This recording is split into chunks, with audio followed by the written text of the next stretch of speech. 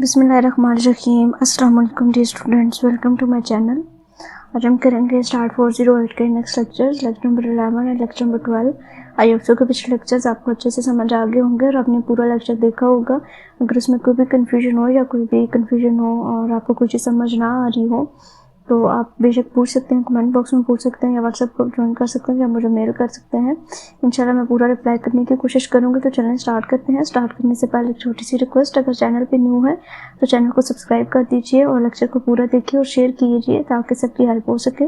तो आज का लेक्चर हमारे पास है लेक्चर नंबर 11 है, जिसमें हमने न्यू टॉपिक स्टार्ट करना है। लेक्चर नंबर 10 तक हमारे पास फैक्टोरियल डिज़ाइन वाला टॉपिक था, जिसमें हमने लेक्चर नंबर 8, 9 और 10 तीनों में हमने फैक्टोरियल डिज़ाइन को अच्छे तरीके से पढ़ा, उसके डिटेल्ड एग्जांपल की, उसके फार्मूलाज वगैरह को देखा। तो आज का जो हमारा टॉपिक है वो हमारे पास है कंपेयरिंग मीन्स। कंपेयरिंग मीन्स का मतलब है, मीन्स आपको नाम से ही जो है वो पता चल रहा होगा कि हमने क्या करना है। मीन्स मतलब कि जो हमें डाटा दिया हुआ होगा उनके हमने मीन्स फाइंड करने हैं और मीन्स फाइंड करने के बाद जो है वो हमने कंपेयर करना है। किन के साथ कंपेयर करेंगे आगे देखते हैं। हम सबसे पहले हम देखते हैं कि एनोवा टेबल हम कब यूज़ करते हैं और एनोवा टेबल में क्या क्या चीज़ें हमने फाइंड करनी होती हैं। F test can be used to determine. ANOVA table जब भी हम बनाते हैं तो एनोवा टेबल में हम एफ टेस्ट यूज़ करते हैं। अपने मिड टर्म के सिलेबस में भी एनोवा टेबल्स बनाए हैं और अभी भी हमने पिछले अपने लेक्चर्स में भी एनोवा टेबल बनाया है। तो सब में हमने एफ टेस्ट ही यूज़ किया है, ठीक है। F test can be used to determine whether the expected responses at the T level of the experimental factor different from each other. यानी कि एफ टेस्ट जो है वो हम अप्लाई करते हैं ये देखने के लिए कि कहाँ पे एक्सपेक्टेड रिस्पॉन्स जो है वो हमारे लेवल्स का वो एक्सपेरिमेंटल फैक्टर से डिफरेंट आ रहा है। जो भी हमें मीन्स दिए गए होंगे उनको हम देखेंगे कि कहाँ किस किस लेवल के ऊपर उनका जो मीन है वो डिफरेंट आ रहा है। When the null hypothesis is rejected, जब null hypothesis रिजेक्ट हो जाती है तो it may be desirable to find which mean is different and at what rank order। यानी कि हम अगर हमारी जो null hypothesis है वो रिजेक्ट हो जाती है तो फिर हमने क्या करना होता है, हम उस मीन को फाइंड करते हैं कि किस लेवल के ऊपर और किस रैंक के ऊपर जाके हमारा जो मीन है वो रिजेक्ट हुआ है, ठीक है। ये एग्जाम्पल से मजीद चीज़ें क्लियरिफाई हो जाएंगी। In practice it is usually not primary interest to test the null hypothesis, instead the investigator want to make specific comparison of the mean. यानी कि हम ये चीज़ नहीं देखते यहाँ पे इन मेथड्स में हम ये नहीं देखेंगे कि नल हाइपोथेसिस कहाँ पे जो है वो रिजेक्ट हो रही है या कहाँ पे एक्सेप्ट हो रही है। हमारा जो मेन मकसद क्या है, हमने मीन्स निकालने हैं, जो डाटा में दिया गया होगा उनका मीन निकालेंगे और वहाँ से जो है वो हम उन मीन्स को कंपैरिजन करेंगे, उनका कंपैरिजन करेंगे। अब मीन कंपैरिजन क्या है, 3 कैटेगरीज हैं यहाँ पे हमारे पास। सबसे पहले है पेयर वाइज कंपैरिजन, जिसको हम पोस्ट ऑफ कंपैरिजन भी कहते हैं। सेकेंड है comparison specified period to performing the experimental, जिसको हम प्लान कंपैरिजन कहते हैं। यानी कि पूरा प्लान करके हमारा जो डाटा होता है उसको हम पूरे प्लान तरीके से लिखते हैं और फिर उसके ऊपर जो है वो हम कंपैरिजन टेस्ट अप्लाई करते हैं। Comparison specified after observing the outcome of the experiment, या फिर अनप्लान्ड कंपैरिजन होता है, हम पूरा एक डाटा सॉल्व कर लेते हैं जो भी हमारे पास प्रॉब्लम होता है बिजनेस में, उस पूरे को सॉर्ट आउट करने के बाद हम एंड पे जाके कंपैरिजन करते हैं कि जो हमारे मीन्स हैं जो उनमें प्रॉफिट या लॉस वगैरह हो रहा है उनको कंपैरिजन करना, वो हमारी होती है अनप्लान्ड कंपैरिजन। उसके बाद अब कौन कौन से मेथड हम यूज़ करेंगे पेयर वाइज कंपैरिजन करने के लिए। सबसे पहला मेथड हमारे पास है जी Fisher least significant difference method, LSD भी इसको कहते हैं। ये इनकी जो टर्म्स है इनको अपने याद रखना है, आपके ऑब्जेक्टिव में और सब्जेक्टिव दोनों में इंपॉर्टेंट है। मीन कंपैरिजन में 3 कैटेगरीज यूज़ होती हैं, इन तीनों के नाम। और पेयर वाइज कंपैरिजन में कौन कौन से ये मेथड्स हैं, स्टैटिस्टिकल इन्फेरेंस प्रोसीजर्स जो हैं, LSD है, DMRT एंड SNK है। इनके नाम है यहाँ पे हमारे पास है डंकन्स मल्टीपल रेंज टेस्ट है and Student Newman Keuls test है। और इसी तरह से ये हमारे पास थर्ड वाला है ऑनेस्टली सिग्निफिकेंटली डिफरेंट प्रोसीजर, ठीक है। ये आज जो है वो हम 2 को डिस्कस करेंगे लेक्चर नंबर 11 और 12 में। ये Duncan's multiple range test and Student Newman Keuls test, ये तकरीबन दोनों सेम है। चलिए स्टार्ट करते हैं। सबसे पहले देख लेते हैं पेयर कंपैरिजन क्या है। And F test has revealed that there are the significant different amongst the T means. यानी कि जो अब एफ टेस्ट हम अप्लाई करेंगे तो वो हमें बताएगा कि इन मीन्स में क्या डिफरेंस है। Performing and analysis to determine the precisely where where the difference exist, और फिर हम डिफरेंट तरीक़ों से एनालाइज करेंगे कि कहाँ पे हमारा जो डिफरेंस है वो एग्जिस्ट कर रहा है। उसके बाद पेयर कंपैरिजन क्या है, two means are considered different if the difference between the corresponding sample mean is larger than the critical number. यानी कि दो मीन्स को डिफरेंट तब कंसीडर किया जाएगा जब उन दोनों का डिफरेंस जो होगा, दो सैंपल्स का जब हम डिफरेंस निकालेंगे और जो क्रिटिकल रीजन से हम उसकी वैल्यू निकालेंगे उससे लार्जर होगी तो हम कहेंगे कि वो हमारा डिफरेंट है, और जब वो लेस देन होगी तो फिर हम कहेंगे कि वो हमारी क्या है, लार्जर नहीं है, मतलब वो उसको फिर जो है वो हम वहीं पे एक्सेप्ट कर लेंगे। देन अगर कहते हैं common condition to all the methods, कौन कौन सी कॉमन कंडीशन है सारे मेथड्स में, हमने एनोवा टेबल बनाना है। The ANOVA model is the one way analysis of variance, the condition required to perform the ANOVA are satisfied, जो कंडीशन हमने एनोवा के लिए परफॉर्म करनी है वो सेटिस्फाई होनी चाहिए। The experiment is fixed effect, और एक्सपेरिमेंट जो हम करते हैं उसका जो इफेक्ट होता है वो फिक्स्ड ही रहता है। उसके बाद कहते हैं कि कंपेयरिंग पेयर कंपैरिजन मेथड के, सबसे पहले हम पेयर कंपैरिजन मेथड को किस तरह से कंपेयर करेंगे वो चीज़ें हम देख लेते हैं। Pairwise comparison traditionally considered rash, जो कि हमने सबसे पहला देखा था, वो stock and not a priority if one needed to categorize all the comparison into one of the two groups. यानी कि पेयर वाइज कंपैरिजन को हम इस तरह से डिफाइन करते हैं कि दो ग्रुप बना लेते हैं अपने डाटा के और फिर उसको हम आगे सॉल्व करते हैं। एग्जांपल से मजीद क्लैरिफाई हो जाएगा। सबसे पहले हमारे पास है Duncan's multiple range test method है। ये इंट्रोड्यूस कब हुआ था, 1955 में इंट्रोड्यूस हुआ था। इसका नाम जो है वो आपको आना चाहिए, इसकी डेट याद रखनी है।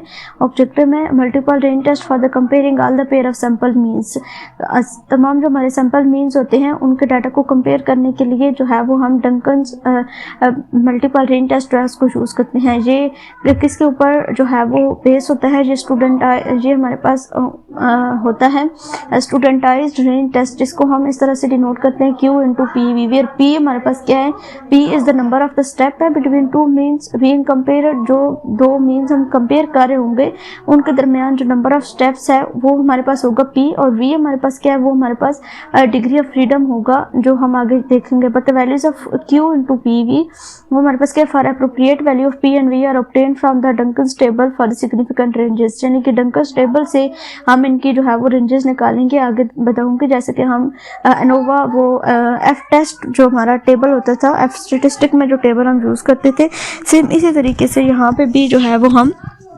टेबल को यूज़ करके इनकी वैल्यूज़ को निकालेंगे। अल्फ़ा यहाँ पे लिखा हुआ है, द अल्फ़ा प्रेजेंट, अल्फ़ा जो है वो हमारे पास क्या होता है, क्रिटिकल रेंज को डिफाइन करता है, या फिर हम उसको लेवल ऑफ सिग्निफिकेंस भी कहते हैं। For the P means call the least significant range, और जहाँ पे फिर इसको LSR, ये जो हमारा अल्फ़ा होता है क्रिटिकल रेंज फॉर पी जो है ये हमें रिप्रेजेंट करता है, और इसको हम क्या कहते हैं, लीस्ट सिग्निफिकेंट रेंज कहते हैं। इसकी जो स्टैंड फॉर वो भी आपको आना चाहिए, और इसका डेफिनेशन भी आपको आनी चाहिए। और इसको डिनोट किसे किया जाता है, RPC डिनोट किया जाता है, और इसका फार्मूला हमारे पास है Q alpha into PV under root S के ओवर R, और P कहाँ से स्टार्ट होता है, 2 से स्टार्ट हो रहा है और अप टू सोन K -1 to K टर्म्स तक हमारे पास जा रहा है। To perform the test arrange the sample mean in increasing order of magnitude and compute the set of K-1 least significant ranges by multiplying the standard error of mean by the tabulated value of Q into V। यानी कि इसको हम next solve करेंगे जब example, तो आपको इस चीज़ की समझ आएगी कि जो हमारे पास ये वैल्यूज़ आएंगी उनको फिर हमने मल्टीप्लाई करना होगा under root MSC over R के साथ। जो हमारी टेबुलेटेड वैल्यू आएगी उन दोनों को मल्टीप्लाई करेंगे और वहाँ से जो है वो मीन निकालेंगे, फिर हम कंपेयर करेंगे। इसको एग्जाम्पल्स के थ्रू जो है वो हम करते हैं कि क्या करना है हमने। बेसिकली एग्जाम्पल हमारे पास दी हुई है, perform the analysis of the variance on the following data and analyze the treatment mean using the Duncan's multiple range test with 0.05 level of significance. Level of significance भी जो है वो डिफाइन किया गया है 0.05। तो यहाँ पे हमारे पास ट्रीटमेंट्स दिए हुए हैं, यहाँ पे हमारे पास ब्लॉक्स दिए हुए हैं। ट्रीटमेंट्स कितनी है, 1 2 3 4 5 6 है, और ब्लॉक्स हमारे पास कितने हैं, वो हमारे पास है 1 2 3 4। ठीक है, नंबर ऑफ ट्रीटमेंट्स हमारे पास 6 हैं और नंबर ऑफ ब्लॉक्स कितने हैं, हमारे पास 4 हैं। तो सबसे पहले हमने क्या करना होता है, इसकी हाइपोथेसिस को फॉर्मुलेट करना होता है। तो यहाँ पे इन हैंडआउट्स में जो थे हमारे पास, उनमें ये मिसिंग चीज़ थी, तो इसकी मैंने अलग से बना ली है PDF। वो हमारे पास क्या है, सबसे पहले हमने इसकी हाइपोथेसिस को स्टेट करना है। अब यहाँ पे जो हम चीज़ यूज़ करेंगे वो हम जो है वो ये चूज़ करेंगे H0 और H1 जो सारे मीन्स हैं, क्योंकि मीन्स की बात हो रही है तो जो उसकी नल हाइपोथेसिस होगी उसमें सारे मीन्स इक्वल होंगे, all the treatment means are equal. और जो हमारी अल्टरनेट हाइपोथेसिस होगी उसमें क्या कहेंगे हम कि not all the 6 treatment means are equal, कि जितनी सारी हमारी ट्रीटमेंट्स हैं वो सब की सब इक्वल नहीं है। यहाँ पे एंड पे जो है वो μ6 आता है इस जगह पे, ठीक है, उनके वो सारी इक्वल नहीं है। फिर level of significance defined question में गिवन है, वो हमारे पास है 0.05, तो वो हमने यहाँ पे लिख लिया है। उसके बाद नेक्स्ट हमारे पास क्या है, नेक्स्ट चीज़ में हमने जो है वो टेस्ट डिस्ट्रिक्ट डिफाइन करना होता है, तो वो हमने कहा है कि हम एफ टेस्ट को यूज़ करेंगे। MS total divided by MSE के साथ हम डिवाइड करेंगे तो वो हमारा एफ टेस्ट आएगा। उसके बाद सोर्स ऑफ वेरिएशन कैलकुलेशन हमने करनी है, source of variation between treatments and between blocks और एरर। डिग्री ऑफ फ्रीडम हमारे क्या होगा, बिटवीन ट्रीटमेंट C-1, तो टोटल हमारे पास जो हैं कितने हैं, वो हमारे पास 6 हैं, और 6-1 टोटल ट्रीटमेंट्स हमारे पास 6 हैं, तो 6-1 5 आ जाएगा। बिटवीन ब्लॉक्स टोटल जो हमारे पास ब्लॉक्स हैं वो 4 है, तो 4-1 3 आ जाएगा। एरर का डिग्री ऑफ फ्रीडम R-1 और C-1 दोनों को मल्टीप्लाई कर देंगे तो 15 हमारे पास यहाँ पे आ जाएगा। और टोटल निकालने के लिए इन सबको सम अप कर लेंगे, 1, 5, 3 और 15 को सम करेंगे तो यहाँ पे हमारे पास 23 आ जाएगा। फिर जो है वो हमने इनका सम ऑफ स्क्वायर्स जो है वो फाइंड करना है between treatments and between blocks. ये हम मिड टर्म है, ये बेसिक चीज़ें हम देख चुके हैं। अगर आप लोगों को वो सही याद नहीं है तो आप एक दफ़ा अपने पिछले लेक्चर्स को देखिए, लेक्चर नंबर 2-3 में जो चीज़ें हमने डिस्कस की थी, इनका formula sum of square between treatment and sum of square between blocks और sum of square of error, तीनों का फार्मूला देख लीजिए और उसी फार्मूला को यूज़ करके यहाँ पे इन तीनों को कैलकुलेट किया है। फिर जो है वो मीन स्क्वायर हमने निकालनी है, जो हमारे पास सम ऑफ स्क्वायर थे उनको डिवाइड की डिग्री ऑफ फ्रीडम पे, तो ये हमारे पास कॉलम आ गया मीन स्क्वायर का। यहाँ पे जो एंड पे एस स्क्वायर लिखा हुआ है इसका मतलब है MSE, ठीक है, एस स्क्वायर जहाँ पे लिखा हुआ है इसका मतलब है MSE, यानी कि मीन स्क्वायर ऑफ एरर, ठीक है, जिसको यूज़ करके फिर हम नेक्स्ट सॉल्व करेंगे। अब जो यहाँ पे हम एफ टेस्ट निकालेंगे वो हम कैसे निकालेंगे, जो हमारे दोनों मीन स्क्वायर्स आए हुए हैं ना उन दोनों को हमने डिवाइड करना है तो हमारा एफ टेस्ट निकलेगा। इससे पहले जो हमने पिछले लेक्चर्स किए हैं उनमें हमने कैसे निकाला है एफ टेस्ट, हमने कैसे निकाला था, मीन स्क्वायर को हमने एरर के ऊपर डिवाइड किया है तो वो हमारे पास फैक्टोरियल डिज़ाइन वाले में और उससे पिछले 2 लेक्चर्स में भी हमने इस तरह से निकाला था। लेकिन जब स्टार्टिंग में हमने मीन्स की बात की थी, ट्रीटमेंट्स और ब्लॉक्स की बात की थी, तो हमने एफ टेस्ट को इसी तरह से डिटरमाइन किया था, जो हमारे दोनों मीन्स आए थे उनको डिवाइड कर दिया था तो हमारे पास क्या आ गया था, एफ टेस्ट आ गया था। उसके बाद हमने क्रिटिकल रीजन डिफाइन करना होता है। क्रिटिकल रीजन हमारे पास क्या है, अल्फा, और जो हमारे टोटल ट्रीटमेंट्स हैं वो 5 हैं और जो हमारे पास एरर डिग्री ऑफ फ्रीडम है वो 15 है, तो ये हमने लिखना है 5 × 15, ठीक है। और F 0.05 लेवल ऑफ सिग्निफिकेंस हमारे पास क्या था, 0.05 था, वो हमने लिख लिया। और 5 × 15 जब हम इसका टेबल में वैल्यू देखेंगे 0.05 लेवल ऑफ सिग्निफिकेंस 5 और 15 के ऊपर, तो वो हमारे पास क्या आएगी, 2.90 आएगी। अब उसके बाद हमने कंक्लूजन ड्रा करना होता है कि एफ कैलकुलेटेड इज क्या आई है। एफ कैलकुलेटेड हमारे पास क्या आई थी उसको हम देख लेते हैं। यहाँ पे मेंशन ही है 10.37 डिवाइडेड बाय 9.05 करेंगे तो जो वैल्यू आएगी हमारे पास उसको लिखना है, वो हमारे पास ये है 6.61, ठीक है। यहाँ पे आपका आता है 6.61 आता है, ठीक है। इसको यहाँ पे हम लिख देते हैं 6.61 यहाँ पे हमारे पास आता है। तो 6.61 जो है वो ग्रेटर देन इक्वल टू 2.90, तो ये चीज़ हमने देखी है कि जब वो ग्रेटर देन होगी तो हमने जो हमारा नल हाइपोथेसिस होगा उसको हमने रिजेक्ट कर देना है। अच्छा, यहाँ तक तो ये चीज़ें समझ आ गई। अब उसके बाद हमने क्या करना है, इसके ऊपर जो हमारे पास डंकन्स मल्टीपल रेंज टेस्ट है उसको हमने अप्लाई करना है। कैसे अप्लाई करना है, सबसे पहले हमने ट्रीटमेंट्स के जो मीन्स हैं उन सबको हमने फाइंड करना है, X1, X2, X3, X4 और X5। इन सब का मीन जो है वो कैसे निकलेगा, यहाँ पे आ जाइए ऊपर जो हमारा क्वेश्चन था, बल्कि उसमें हम देखते हैं जहाँ पे हमारे पास जो है वो क्वेश्चन दिया हुआ है। ये हमारे पास फर्स्ट करने, ये आपकी X1 की वैल्यूज़ हैं, ये आपकी X2 की हैं, ये X3 है, ये X4 है, ये X5 है और ये हमारे पास X6 है। इन सब को जो है सबको पहले सम करना है और डिवाइड कर देना है टोटल नंबर ऑफ ब्लॉक्स के ऊपर। तो जहाँ पे हमारे पास 1 + 1 + 3 + 2 इन सबको ऐड करना है और डिवाइड कर देना है इन सबको टोटल नंबर ऑफ ट्रीटमेंट्स यानी कि 6 के ऊपर डिवाइड करेंगे। तो इस तरह से यहाँ पे जो है वो हमारे ये सारे मीन्स आ जाएंगे जो कि हमने अभी यहाँ पे देखे थे। ये सारे मीन्स हमारे आ जाएंगे X1, X2, X3, इसी तरह से सबके मीन्स जो है वो हमने फाइंड कर लिए। मीन्स फाइंड करने के बाद ये चीज़ आपने याद रखनी, ये फर्स्ट स्टेप है आपका डंकन्स मल्टीपल रेंज टेस्ट का। मीन फाइंड करने के बाद आपके पास क्या आ जाएगा, x1 बार अब जो है वो इनको जो है वो डिसेंडिंग ऑर्डर में लिखना है। सबसे पहले छोटी वैल्यू आपकी आएगी, उसके बाद उससे छोटी, फिर उससे छोटी, फिर उससे छोटी और फिर उससे छोटी, ठीक है। इस तरह से हम जो है वो इसको लिख लेंगे। अब सबसे छोटी वैल्यू किसकी x1 की है, वो हमारे पास है 1.75, हमने लिख दी। उसके बाद बाकी डाटा में देखें सबसे छोटी वैल्यू किसकी है, x6 की है, तो वो हमने लिख दी 1.75। उसके बाद जो छोटी वैल्यू वो x5 की है 3.70, उसके बाद छोटी वैल्यू x3 की है 4.00 और उसके बाद छोटी वैल्यू x3 की है 4.75 और उससे छोटी वैल्यू जो है वो x4 की है 5.75, ठीक है।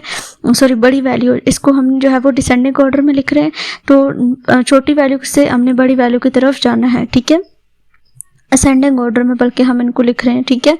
तो ये हमारे पास आ जाएगा। इस तरह से हमने लिखना है। जो हमारा डंक्सन मल्टीपल रेंज टेस्ट है उसका जो फर्स्ट स्टेप है उसमें जो सबसे पहले मीन्स फाइंड करने हैं सबके। मीन्स फाइंड करने के बाद उनको जो है वो हमने असेंडिंग ऑर्डर में लिखना है। उसके बाद जो हमने आरपी का फार्मूला देखा वो हमने अप्लाई कर दिया, Q alpha P V √MSE divided by R. Alpha हमारे पास डिफाइन था 0.05 था, पी जो है वो हमारा क्या है 2, 3, 4, 5, 6, यानी कि यहाँ पे हम आ जाते हैं अपना सॉरी जो टेबल था वो हमारा हैंड नोट्स में बेसिकली भूल जाती हूँ मैं। ये हमारे पास है। यहाँ से इसको हमने देखना है जो हमारे पी की वैल्यू है वो कैसे निकलेगी। इसको टेबल को हम देखते हैं, वो हमारे पास है 2, 3, हमारे पास है 2, 3, 4, 5, 6, यानी कि यहाँ से हमारी स्टार्ट होती है 2, 3, 4, 5, 6, वो हमारी किसकी है, पी की वैल्यूज हमारे पास यहाँ पे आ जाएंगी। उसके बाद आर जो है वो हमारे पास क्या है, आर हम कैसे फाइंड करेंगे, वो हमारे पास है degree of freedom into MSE। तो वो हमारे पास क्या मतलब MSE का जो डिग्री ऑफ फ्रीडम है वो हमें यहाँ पे लिख देना। तो वो 15 आया था हमारे पास, वो हमने यहाँ पे लिख दिया। उसके बाद MSE जो है वो हमारे पास क्या है, जब हमने उसको फाइंड किया MSE एरर फाइंड किया है, मीन्स के रफ एरर फाइंड किया, तो हमारे पास क्या है 1.75 था, ठीक है, तो वो हमने लिख दिया। उसके बाद आर की जो वैल्यू है वो हमारे पास क्या है, वो हमारे पास 4 है। ये बेसिकली V है जहाँ पे लिखा हुआ, ये V है, ठीक है, ये हमने V इस तरह से फाइंड किया है।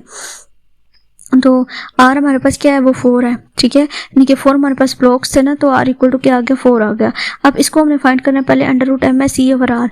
इसको जब हमने फाइंड किया तो 1.57 डिवाइडेड बाई 4 है, तो 0.625, यानी कि जो V की वैल्यू वो हमारे पास क्या आई है 0.625 आ गई। उसके बाद जो है वो हमने क्या किया, 0.625 जो हमारी वैल्यू आई थी, अब जो है वो हमने करना क्या है, जो P की वैल्यूज थी उनको हमने लिख दिया 2, 3, 4, 5, 6 इस तरह से लिख दिया ये। और उसके बाद ये जो वैल्यूज हैं Q 0.05 P 15, ये हमने जो है वो टेबल में से इन सब की वैल्यूज को लिखा है। एक दफ़ा देख लेते हैं, अगर टेबल हमारे हैंडआउट्स में गिवन है तो टेबल मैं आपको दिखा देती हूँ। ये टेबल हमारे पास बेसिकली ये हमारे पास 0.05 लेवल ऑफ सिग्निफिकेंस का टेबल है और 15 के ऊपर हमने वैल्यूज चेक करनी है 2, 4, 5, 6 की, 2, 3, 4, 5 और 6 की ये वैल्यूज हैं।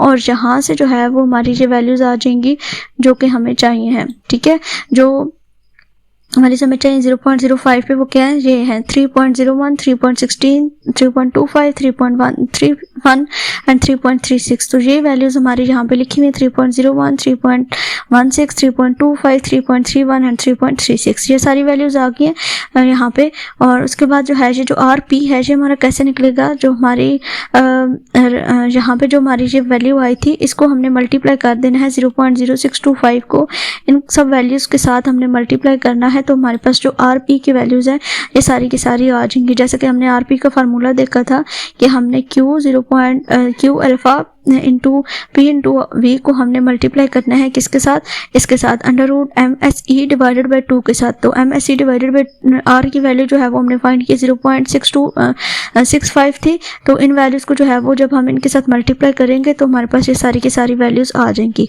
तो फिर इसी तरह से हम इनको नाम दे देंगे। यहाँ से ये 2 है तो R2 हो जाएगा, ये 3 है तो ये इसको R3 का नाम दे देंगे, ये R4 है तो इसको R4 का नाम दे देंगे, ये R5 है तो इसको R5 का नाम दे देंगे, ये R6 है तो इसको हमने R6 का नाम दे दिया, ठीक है। इसी तरह से जो है वो हम इसकी कैलकुलेशंस करेंगे। नेक्स्ट देखते हैं अगला स्टेप हमारे पास क्या है।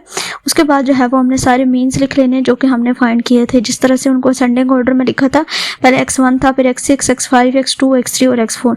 अब हमने क्या करना है, इनको कंपेयर करना है। जैसे कि हमने देखा था कि हम मीन्स को कंपेयर करते हैं। किस तरह से कंपेयर करेंगे मीन्स को, यहाँ से लास्ट वाली टर्म से शुरू करना है, ग्रेटर वैल्यू को स्मॉलेस्ट सबसे छोटी वैल्यू उसमें से माइनस कर देना है। जैसे कि यहाँ पे आपको दिख रहा होगा ये 4 वर्सेस 1 का मतलब है कि जो लास्ट वाला हमारा सबसे बड़ी जो वैल्यू है जो 5.75, इसको माइनस करना है सबसे पहले x1 में से। तो 5.75 माइनस 1.75 किया तो हमारे पास क्या है 4.00। और उसके बाद जो है वो सबसे पहले हमने जस्ट ये चीज़ फाइंड करनी है, ठीक है। ये फाइंड करने के बाद फिर 4 वर्सेस जो है वो उससे जो नेक्स्ट वैल्यू है यानी कि उससे जो छोटी वैल्यू उसके साथ इसको मल्टीप्लाई किया, सॉरी माइनस किया, तो वो भी हमारे पास क्या आ गया 4 आ गया। फिर जो लास्ट वाली वैल्यू थी उसको उससे पिछली टर्म्स के साथ यानी कि 3.50 के साथ हमने माइनस कर दिया 4 वर्सेस 5, फिर 4 वर्सेस 2 किया और फिर 4 वर्सेस 3 किया। उसके बाद ये जो हमारी वैल्यूज़ हैं ये हमने किस तरह से लिखनी है, इनको हमने जो है वो डाउन से जो है वो आप चाहना, यानी कि जो R6 है नीचे से ये हमारी इस तरह से लिखी हुई है, और यहाँ पे जो हम लिखेंगे इनको हम अप से डाउन जो है वो लिखेंगे यहाँ पे, ठीक है। R6, R5, R2, 4, R3 and 2, या फिर आप इस तरह लिखते हैं कि नीचे से जो है वो R2, R3, R4, R5 और R6 इस तरह से आप इनको साथ डिफाइन करेंगे। और यहाँ पे फिर जो लेस देन होगी उसमें लेस देन का साइन आएगा, जो ग्रेटर देन होगी उनमें ग्रेटर देन का साइन आएगा। जब ग्रेटर देन का साइन आ जाएगा तो हमने देखा था कि उनमें हम कहेंगे कि इनमें डिफरेंस डिफाइन नहीं है, तो इनका जो डिफरेंस है वो डिफाइन नहीं है, तो देन नेक्स्ट जो है वो हम इसको प्रोसीड करेंगे। नेक्स्ट प्रोसीड किस तरह से करेंगे, ये जो वैल्यूज़ है ये जो हमारे मीन्स हैं, इन मीन्स की जो मतलब एक टर्म हमारी हो गई है R4 हमारा हो गया, अब उससे पीछे जो है वो हम R3 को x3 को ले गए, यानी कि 4 हमारा हो गया। उसके बाद हमने ये x3 को लिया, x3 को x1 से माइनस करना है, x3 को x6 से करना है, x3 को x5 के, x3 को x2 के साथ, ये चीज़ें हमने किया। यहाँ पे जो वैल्यूज़ हैं वो ये, और फिर इधर से जो है वो फर्स्ट वाला जो r है वो मतलब एक एक r यहाँ से डिक्रीज होता जाएगा, ठीक है। तो यहाँ पे ऐसे ही हुआ है, यहाँ पे देखिए R5, R4, R3 और R2 आ गए। इधर भी अभी 2 वैल्यूज़ हमारी ग्रेटर देन में आ रही है, मीन्स कि यहाँ पे भी डिफरेंस डिफाइंड नहीं है। तो नेक्स्ट हम चले गए, नेक्स्ट हमने जो हमारा 2 वाली टर्म्स थी उनको हमने लिया है, ये हमारे मीन्स हमने यहाँ पे लिखे हुए। x4 भी हो गया, x3 भी हो गया, उसके पीछे हमने जो है वो x2 को लिया है। तो जब x2 हमारे पास आए तो x2 को x1 से माइनस किया, x2 को x5 से, x2 को s6 से माइनस किया, तो हमारे पास जो टर्म्स आई हैं वो ये टर्म्स आई हैं। अभी भी ग्रेटर देन, और इधर से R5 वाली जो रो थी वो कैंसिल हो गई, R4, R3 और R2 आ गए। फिर इसी तरह से नेक्स्ट हम मूव किया, नेक्स्ट जब हमने मूव किया तो हमारे पास क्या आया, फिर भी ये ग्रेटर देन वैल्यूज़ आ रही हैं और जो है वो डिफरेंस डिफाइन नहीं हो रहा, तो सॉरी लेस देन, अब यहाँ पे दोनों वैल्यूज़ आ रही हैं यहाँ पे। और अब भी हमारे पास एक जो टर्म्स थी वो रहती थी लास्ट पे, हमारे पास 6 का जो था वो हमारे पास रहता था, तो 6 को हमने लास्ट वाले टर्म के साथ किया तो हमारे पास क्या आ गया, ये हमारे पास 0 पॉइंट आ गया। तो इट्स मीन कि अब यहाँ पे हमारा डिफरेंस डिफाइंड हो चुका है और यहीं पे जो है वो हम अपना जो टेस्ट है ये स्टॉप कर देंगे। तो ये प्रोसीजर है आपका, इसको सॉल्व करने का जो आपका ये है, क्या नाम है इसका, डंक्सन मल्टीपल रेंज टेस्ट है। इसी तरह से आपने ऊपर से कैलकुलेशंस करनी है, इसका नोवा टेबल बनाना है, इसकी क्रिटिकल रीजन और कंक्लूजन जो है क्रिटिकल रीजन डिफाइन करना और कैलकुलेशंस करनी है, और फिर डंक्सन मल्टीपल रेंज टेस्ट जो है वो अप्लाई करना है। सब जो ट्रीटमेंट्स दिए गए हैं उनका मीन निकालना है, मीन निकालने के बाद उनको असेंडिंग ऑर्डर में लिखना है और 1 बाय 1 जो है फिर उनका डिफरेंस फाइंड करते जाना है और उसको कंपेयर करना है उन वैल्यूज़ के साथ जो आपने निकाली होंगी RP की वैल्यूज़, ठीक है। तो इस तरह से आप जो है वो इसको लिख सकते हैं। उसके बाद नेक्स्ट हमारा जो लेक्चर है वो हमारे पास लेक्चर नंबर 12 है। इसमें हमने क्या पढ़ना है, इसमें हमने कंपेयरिंग टेस्ट ही मीन्स ही पढ़ना है, लेकिन Student Newman Keuls multiple range test हमने इसमें डिफाइन करना है। तो सबसे पहले इसकी डेफिनेशन क्या है, इसको कहते हैं The Newman curls are the student Newman's curls. SNK method is the stepwise multiple comparison procedure. इसमें हम stepwise comparison procedure करते हैं just to identify the sample mean. Sample mean को आइडेंटिफाई करने के लिए that are significantly different from each other, जो कि एक दूसरे से डिफरेंट होते हैं। और it was named after Student 1927, यानी कि इन सब नामों को मिला के जो है वो इस पूरे फार्मूला का, इस पूरे मेथड का जो है वो एक नाम बताया गया है, ठीक है। इनकी डेट्स आपने याद कर लेनी है। उसके बाद इसका प्रोसीजर क्या है, सब इसके प्रोसीजर को अगर हम एग्जाम्पल की तरफ चलें तो ज़्यादा अच्छे से समझ आ जाएगी। बाकी फिर आप अगर इसको रीड करना चाहें तो इसको एक दफ़ा रीड कर सकते हैं। यहाँ पे जो है वो प्रोसीजर में क्रिटिकल वैल्यू जो है वो हम इस फार्मूले के थ्रू निकालते हैं, जो कि हमारे पास y maximum minus y minimum है। तो अगर यहाँ पे हमारे पास जो मैक्सिमम n मैक्सिमम और n मिनिमम जो दिया गया है, जो बेसिकली हमारे पास एक n के ही इक्वल होगा, नंबर ऑफ ट्रीटमेंट के इक्वल होगा। तो इसको जो है वो हम फिर इस तरह से डिफाइन कर सकते हैं, y maximum minus y minimum under root MSE divided by n, इस तरह से फिर हम इसको डिफाइन करेंगे। तो नेक्स्ट हम देखते हैं आगे हमारा क्या स्टेप होता है इसमें। इसमें हमारा के पी का फार्मूला होता है, पीछे हमारे पास आर पी का था, अब हम के पी को फाइंड करेंगे। Q alpha into P degree of freedom of error into S Y I, जहाँ पे स्टैंडर्ड डिवीजन हम जो है वो फाइंड करेंगे, और पी जो है वो यूज होगा 2 3 अप टू ए तक होगा। और Q alpha equal to Q alpha को जो है हमारे पास ये क्या है, is the percentage point of studentized range statistic for alpha and error degree of freedom. वही बात जो मैंने आपको बताई है, ये क्या है, जो परसेंटेज है point of standardized range statistic for the specific alpha, यानी कि जो अल्फा डिफाइन किया गया होगा वो चाहे वो 0.05 हो या 0.01 हो या फिर कोई और हो, और उसका error of degree of freedom है ये वाला, ठीक है। तो इसमें प्रोसीजर क्या है, सबसे पहले हम अरेंज करते हैं ट्रीटमेंट्स मीन को इन असेंडिंग ऑर्डर में। Test the difference between pairs of the mean starting from the difference of largest versus the smallest. वही चीज़ हमने करनी है, लेकिन थोड़ी सी यहाँ पे चेंजिंग्स आएंगे। जो अभी हमने डंक्सन मल्टीपल टेस्ट रेंज किया है उसके थोड़ी सी जो है वो चेंजिंग्स आएंगे, कुछ ज़्यादा डिफरेंस इनमें नहीं है। जस्ट यहाँ पे आर पी हमने फाइंड किया था, यहाँ पे अब हम के पी फाइंड करेंगे। ट्रीटमेंट्स 5 है और ब्लॉक्स भी हमारे पास कितने हैं, 5 हैं। तो सबसे पहले जो है वो हमने क्या किया, यहाँ पे टोटल वाई आई फाइंड कर लिया है। इन सबको सम अप किया तो हमारे पास 49 आया, इन सबको सम किया तो 75। जैसे कि वहाँ पे हमने मीन्स फाइंड किया था, इसी तरह से बेसिकली यहाँ पे भी मीन है, उसको भी आप इस तरीके से जो है वो फाइंड कर सकते हैं। इसका सम किया तो हमारे पास 88 आ गया, इन सबको सम किया तो आपके पास 108 आ गया, और इन सबको सम किया तो आपके पास क्या आ गया, 54 आ गया। उसके बाद इसका एवरेज फाइंड किया। एवरेज किस तरह से फाइंड किया, 49 को डिवाइड कर दिया हमने 5 के ऊपर, यानी कि टोटल नंबर ऑफ जो ब्लॉक्स हैं वो ट्रीटमेंट्स हैं वो कितने हैं आपके पास, 5 हैं। तो 49 को 5 पे डिवाइड किया, 9.8 आ गया। 77 को 5 पे डिवाइड किया, और ये सारी इसी तरह से वैल्यूज आ गई है।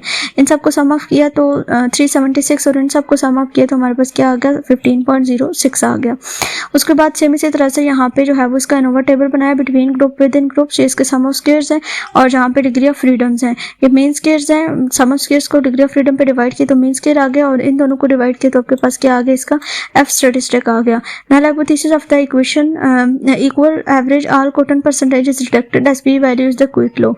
जो इसकी वैल्यू है वो हमारे पास क्या है, लो आई है, तो इट्स मीन कि हमारी जो नल हाइपोथेसिस है वो हमारी रिजेक्ट हो जाएंगी। नेक्स्ट जो है वो हमारे पास क्या करना है, इसमें सेम इसी तरह से हमने जो है वो क्रिटिकल वैल्यू फाइंड करनी है। K P into Q alpha P D है ई इंटू स्टैंडर्ड डिवीजन। तो स्टैंडर्ड डिवीजन हम इसके निकालेंगे। Standard division S Y I equal to √8.06 divided by 5। इसको सॉल्व करेंगे तो 1.25, और लेवल ऑफ सिग्निफिकेंस जो है वो हमें यहाँ पे क्या दिया गया, 0.01। तो 0.01 को यूज़ करते हुए हमने इसको फाइंड करना है। तो 0.01 को हमने जब यूज़ किया तो यहाँ पे K2 से क्योंकि हमने स्टार्ट करना है, इनके P जो है वो हमारे पास क्या 2 से स्टार्ट होकर A पे जा रही है, तो Q into level of significance 0.05, और जो इसका एरर का डिग्री ऑफ फ्रीडम आया वो क्या आया 20 है, और बिटवीन ग्रुप जो है वो हमारे पास क्या है 4 है।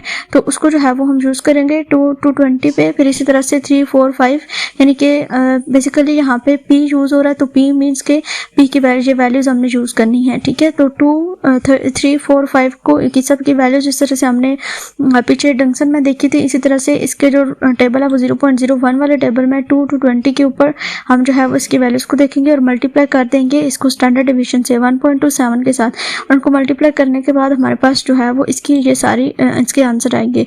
अब ट्रीटमेंट्स के जो मीन्स हमारे आए हैं, y1 हमारे पास क्या है 9.8 था, y2 15.5, इनकी जो मीन्स है दिखा देती हूँ। ये हमारे पास सारे मीन्स आए थे, तो इन सबको जो है वो हमने यहाँ पे लिख लिया है। इन सबको लिखने के बाद इनको हमने डिसेंडिंग ऑर्डर में जो है वो असेंडिंग ऑर्डर में लिख लिया। फिर सबसे पहले जो है वो बड़ी वैल्यू हमने लिखी है, y4 जो है वो सबसे बड़ी वैल्यू, उसको हमने लिखा greater than equal to y3, और जहाँ पे y2 y5 और y1, यानी कि इसको बड़ी वैल्यू से हमने छोटी वैल्यू की तरफ इसको हम लेके गए हैं, ठीक है।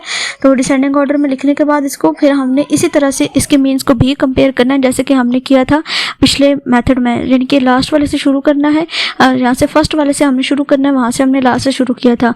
तो 4 को 1 के साथ करना है, फिर 4 को 5 के साथ, 4 को 2 के साथ, और 4 को 3 के साथ, और माइनस करते जाना है जो कि हमारे पास यहाँ पे वैल्यूज़ दी गई हैं जो हमारे मीन्स हैं, सॉरी इनमें से माइनस करेंगे और फिर इसको कंपेयर करना है जिस तरह से हमने पीछे K5 K4 और K3 उधर हमने जो है वो R हमारे पास था ना, तो वो हमने यूज़ किया था। यहाँ पे जो है सेम उसी तरह से अप डाउन से आप K2 K3 K4 जो है वो हमारे पास इसकी वैल्यूज़ आ जाएंगी जो कि हमने यहाँ पे ये फाइंड किए हैं। इन वैल्यूज़ को जो है वो हम इधर चूज़ करेंगे और ग्रेटर देन इक्वल टू सब को इसी तरह से कंपेयर कर देना है और एंड पे जो है वो आपका मतलब कोई इसका कंक्लूजन इस तरह का ड्रा नहीं करना। बस यहाँ पे जब आपकी सारी ये इनके कंपैरिजन कंप्लीट हो जाएंगे तो आपका जो स्टॉप हो जाएगा क्वेश्चन। तो ये था हमारा आज का लेक्चर। आई होप सो आपको अच्छे से समझ आ गया होगा। अगर कोई भी कन्फ्यूजन हो तो आप पूछ सकते हैं।